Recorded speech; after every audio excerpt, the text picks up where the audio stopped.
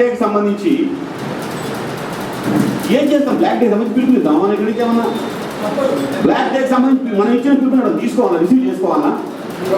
పిలిపిస్తే రిసీవ్ చేసుకునే పరిస్థితి ఉండాలి. ఇక్కడి నుంచి పిలుపునిద్దాం. మొత్తం జైపాల్ రెడ్డిని మొత్తం హైదరాబాద్లో కాదు, కాంగ్రెస్ మంత్రులు ఎవరు కొత్తగా ఓటు తీసుకోవద్దు, రేపు రావద్దని చెప్పేసి అన్నాం. వినపడతారా దాని మీద? ఏమన్నా మనం యాక్షన్ చేసాము మనం? ఇది బాధాకరమైన విషయం. చాలా రాతలు రాసినాం, ఏం లేదు, రెస్పాన్స్ లేదు, ఏం లేదు. ఇలాగ చచ్చిపోవడం వల్ల వాళ్ళ చావుల మీద, వాళ్ళ ఆత్మ బలిదానాల మీద పాటలు రాసుకుంటున్నాం, వ్యాసాలు రాసుకుంటున్నాం, అమరవీరుల స్ఫూర్తితో అని చెప్పేసి పోతున్నాం. వాళ్ళ మీద బతుకుతున్నారు మొత్తం కూడా. ఏం చేయాలి చెప్పండి? నాకు అర్థం. మొన్న పోతే ఏం మాట్లాడుకుంటారు నాకు అర్థం. బ్లాక్ డే ఏం చేస్తారండి నాకు అర్థం కదా.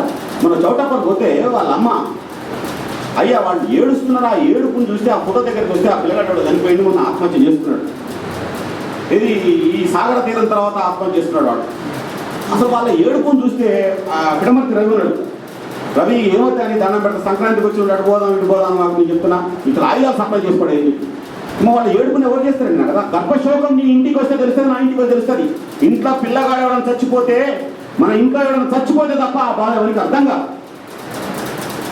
ఏం చేయాలి చెప్పండి నాకు అర్థమవుతా? ఇది చాలా భయంకరమైన పరిస్థితి. మనం ఒక తీర్మానం చేయలేమా?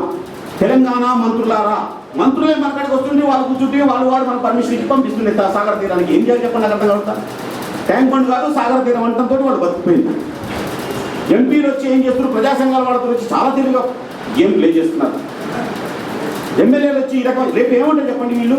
అంటే ఈ తరఫు మాకేందుకు, రేపు నియోజకవర్గం ఓట్లు దగ్గరకు వస్తున్నాయి, ఎన్ని వస్తున్నాయి కాబట్టి తెలంగాణ మంత్రులు ఇచ్చిన ఈక్వేషనే గవర్నమెంట్కి కలెక్టర్లతో ఎగరేయండి అని చెప్పినటువంటి సూచన రాష్ట్ర ప్రభుత్వం చెప్పింది కాదు, మన తెలంగాణ మంత్రులే దొంగతనంగా పోయి చెప్పినటువంటి అంశం. ఎందుకంటే రేపు ఓట్లు పోతాయా, మా మీద వాడు మా ఇంటికి వచ్చి దిష్టి బొమ్మలు తగలబెట్టడం, మా దగ్గర శవాల డబ్బులు కొట్టడం, మా దిష్టి బొమ్మలు తగలబెట్టడం, మాకెందుకు వచ్చిన గొడవయా? మీరు ఒకటే ఒక పని చేయండి, కలెక్టర్లు ఎగరేయాలని ఒక పత్రాలు జారీ చేయండి అని చెప్పేసి అన్నారు. కాబట్టి మనంగా ఒకటే, మైకులు వస్తేనేమో శివాలు పట్టేడు ఊగిపోతున్నాం. వీరందరూ లేకుండా ఇద్దరు కూడా ఇట్లే మాట్లాడుతున్నాయి. ఇది అలవాటైపోయింది బాగా. మైకు గాని వస్తే గంటలు పెద్ద చూస్తే పాప వాడు చంద్రబాబు నాయుడు నిన్న తొక్కేసాడు పడ్డాడు, లేకపోతే సాగర తీరం మన స్టేజ్ కూడా కింద పడేది. ఎందుకంటే దండం పెట్టారే, దిగంటారా దండం పెడతానే ఎవరు దిగట్లే. రాత్రి 1 గంట వరకు కూడా ఆ లైవ్ కాడికి వచ్చి ఓ అంటున్నారు. ఏమవుతుంది? 1 గంట తర్వాత ఉన్నాడంటే ఒక్కటి అక్కడ. ఉద్యమానికి సంబంధించి నేను అనేది దయచేసి మనకున్నటువంటి అన్ని ప్రజా సంఘాలు, మనకున్న శక్తి, మనకున్నటువంటి శక్తి సామర్థ్యాలు, మనకున్నటువంటి వీటన్నిటికి కూడా కట్టుకొని ఉపాధ్యాయులు పాపం అంతవరకే వస్తారు. ఉపాధ్యాయులు నల్ల జెండాలు ఎగరేద్దామంటే రామయ్య సార్ చెప్పింది, నల్ల జెండాలు ఎట్లా ఎగరేస్తారు మీరు భలేకున్నారు, తెలంగాణ జెండాలు అనేండి అని రావు. తెలంగాణ జెండాలు అన్నాం మేము అంటారు. స్కూళ్ళ మీద నల్ల జెండాలు ఎగరు ట్రైన్, తెలంగాణ జెండాలు ఎగరేయండి, నల్ల బ్యాడ్జీలు పెట్టుకోండి. ఇంతవరకు మాత్రమే టీచర్లు చేయరు. ఇలా కమర్షియల్ ట్యాక్స్, వాణిజ్య పన్నుల శాఖకు సంబంధించిన అధికారులు వచ్చారు. టీఎన్జిఓలు మొత్తం కూడా ఒక 3-4 లక్షల మంది ఉన్నారు.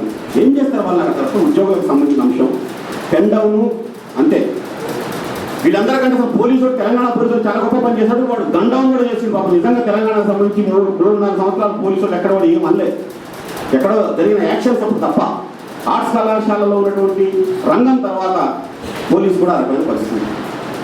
అందుకే నేను ఒకటే అంటున్నా, నవంబర్ 1ని బంద్ చేసే కార్యక్రమంగా మనం ఒక పిలుపు చేయాలని చెప్పుకుంటున్నాం. ఇక్కడి నుంచి అక్కడ బందే చేసి పడేయండి.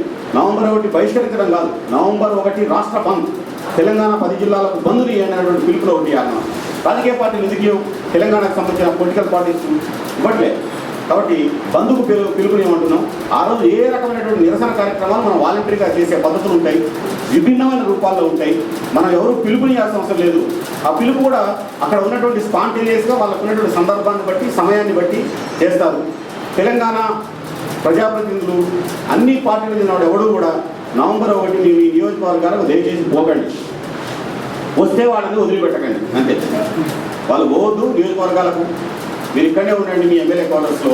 వస్తే మాత్రం వాళ్ళకి కడాకా చూపెట్టే పనులు, కొన్ని క్రియాశీలకమైన పనులు చేయకపోతే జరగనటువంటి పని.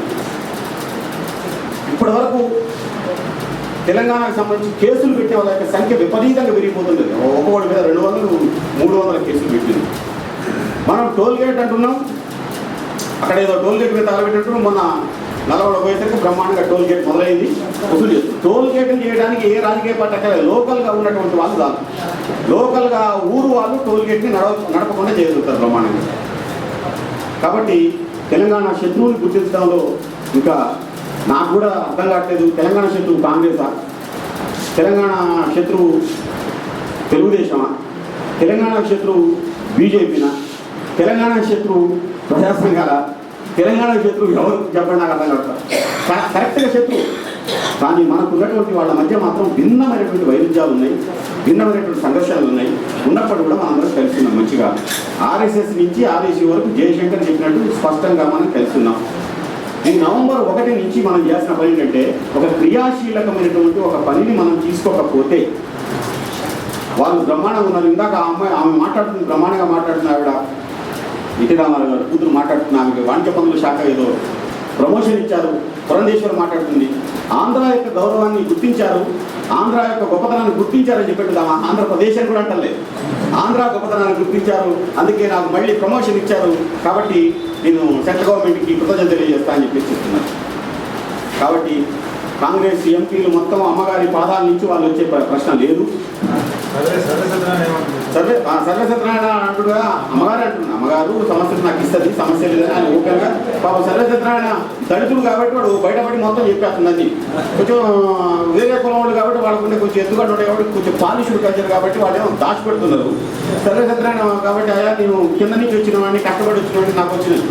నిజంగా తెలంగాణ దళితులకు, తెలంగాణ గిరిజనులకు సెంట్రల్ గవర్నమెంట్లో పదవులు ఇస్తే మంచిదే, కానీ సెంట్రల్ మినిస్టర్ ఉండాల్సిన లక్షణాలు ఏంటంటే అమ్మగారి పాదాల దగ్గర పూజ చేయడం కాకుండా బాక్ సైడ్ దగ్గరికి వచ్చిన గిరిజన మంత్రులు, గిరిజనుల్ని కదిలించినటువంటి మంత్రి ఉన్నాడు. అట్లాంటి శక్తి సామర్థ్యాలను రంగరించుకునే పరిస్థితి ఉండాలి తప్ప వీళ్ళు అమ్మవారి పాదాల దగ్గర, అయ్యవారి పాదాల దగ్గర ఉండే పరిస్థితి మాత్రమే ఉన్నారు. చాలా సిగ్గుచేటైన అంశం. అందుకే మిత్రులారా, మనకు శత్రువు స్పష్టంగా ఎవరన్నది తెలియనంత కాలం తెలంగాణకు సంబంధించిన అంతఃసంఘర్షణ జరుగుతూనే ఉంటుంది. శత్రువు ఎవరో గుర్తించినంత కాలం మనం ఇట్లాగే చర్చలు పెట్టుకుంటూ ఉంటాం, ఘర్షణలు పడుతూ ఉంటాం. దీనివల్ల జరిగే పరిణామం ఏంటంటే తెలంగాణ రాష్ట్రం వస్తే దళిత గిరిజన ఆదివాసీలకు సంబంధించినటువంటి ఒక శక్తివంతమైనటువంటి ఫోర్స్ తయారైంది. తెలంగాణ రాకపోతే అది ఇప్పుడు కూడా డిస్టార్ట్ అయిపోయి మొత్తం అది ముక్కలుగా వెళ్ళిపోయే పరిస్థితిగా ఉంటుంది. అందుకే ఈరోజు బహుజన వర్గాలకు సంబంధించినటువంటి సంఘాలు, ఈరోజు దళిత వర్గాలకు సంబంధించిన సంఘాలు, గిరిజనులు ఆదివాసీలకు సంబంధించిన సంఘాలు వాళ్ళు యాక్టివ్ రోల్ మళ్ళీ పోషించే దశకు కూడా వాళ్ళని తీసుకొచ్చి ఇక్కడ పెట్టాలి. వాళ్ళు ఉద్యమాన్ని నడపడంలో వాళ్ళు కూడా ఒక శక్తివంతమైన పాత్రని వాళ్ళు పోషించాలి. అట్లా పోషించకపోతే ఉద్యమానికి సంబంధించి పక్కదారులు పడతాయి. ఆ పక్కదారులు పట్టేసి ఏమైందంటే మనకి ఈరోజు మనం కల్పించిన పరిస్థితి శత్రువు ఎవడో తెలుసుకోకుండా మనం అంతా కలిసి చూపిస్తాం. కాబట్టి తెలంగాణ ఉద్యమానికి ఈరోజు శత్రువు పక్కనే ఉండి నడిపిస్తున్నాడు. అది ఘోరమైన పరిస్థితి. శత్రువు మనతోటే ఉన్నాడు, మనం శత్రువు గురించి మాట్లాడుకుంటున్నాం. దాని నుంచి మనం బయటపడే దశకు తీసుకురావాలి. అందుకోసం శత్రువుని ఐడెంటిఫై చేసి ఒక టారిఫ్ రిలీజ్ చేసి ఒక యాక్షన్ ప్లాన్ ఇవ్వకపోతే తెలంగాణకు సంబంధించి ఇట్లే ఉంటుంది. ఒకవేళ కనికరించి ఇబ్బంది ఎందుకని చెప్పేసి వాళ్ళే ఏమైనా ప్రకటిస్తే తెలంగాణ రావాల్సిందే. లేదు కాంగ్రెస్ పోతే నేను ఇస్తానని మోరల్ స్టాండ్ మాకేదో ఉందని చెప్తున్నారు బీజేపీ వాడు వస్తే వాడేయాల్సిందే తప్ప ఒక ఒత్తిడి లేకుండా, ఒక ఫోర్స్ లేకుండా ఈ ఇంటలెక్చువల్ డిబేట్స్ తోటి తెలంగాణ రాదు. ఈ ఎంపీలు ఎమ్మెల్యేల మాయాజాలం వల్ల తెలంగాణ రాదు. మనకేమైనా నవంబర్ 1 క్యాలెండరు, సెప్టెంబర్ 17 ఒక క్యాలెండరు, తర్వాత మనకు ఆగస్టు 15 ఒక క్యాలెండరు. ఈ క్యాలెండర్ ఒకటి మాత్రం బ్రహ్మాండంగా తయారైపోయింది. ఈ క్యాలెండర్ ప్రకారం మనం కార్యక్రమాలు చేసుకుంటూ పోతున్నాం తప్ప తెలంగాణ రాష్ట్ర సాధన కోసం చేసిన పని మాత్రం మనం చేయలేకపోతున్నాం. దానికి ఫోర్స్ ఉండాల్సిందే, దానికి యాక్షన్ ఉండాల్సిందే. ఆ యాక్షన్ ఏ రూపంలో ఉండాలి, ఎట్లా ఉండాలన్న విషయంలో మాత్రం పకడ్బందీ ఆలోచన ఉండాల్సిందే. తప్పకుండా ఆత్మ బలిదానాలు కాదు, కానీ ఈ యాక్షన్ చేసేటప్పుడు త్యాగం చేసే పరిస్థితి కూడా ఉండాల్సిందే. ఇప్పటివరకు తెలంగాణ గురించి చొక్కాలు దించుకొని గుండెలు బయట పెడతామని చెప్తున్నటువంటి వాళ్ళని ముందు పెట్టి ఈ ఉద్యమాల్లో ముందుకు నడిపించాల్సిన అవసరం ఉంది. లేకపోతే 2014కి ఇట్నే చూస్తూ ఉంటాం. 2014కి మళ్ళీ కాంగ్రెస్ వాళ్ళు, మళ్ళీ తెలుగుదేశం వాళ్ళు, ఇతర రాజకీయ పార్టీలు మొత్తం కూడా వాళ్ళు ఓట్ల లైన్కి వచ్చే పరిస్థితి ఉంటుంది. అందుకోసమే నవంబర్ 1కి సంబంధించి మాత్రం మనం ఒక తీవ్రమైనటువంటి సీరియస్ ప్రొటెస్టులు ఎవరైనా చేస్తే తప్ప దీన్ని పట్టించుకునే పరిస్థితి లేదు. నిరసన జెండాలు మనం తప్పకుండా పెట్టుకుంటాం, నిరసన జెండాలు ఎగరేద్దాం, మన యొక్క వాయిస్ను స్పష్టంగా బయట చెప్దాం, శత్రువులు మాత్రం కనిపెడతాం. జై తెలంగాణ.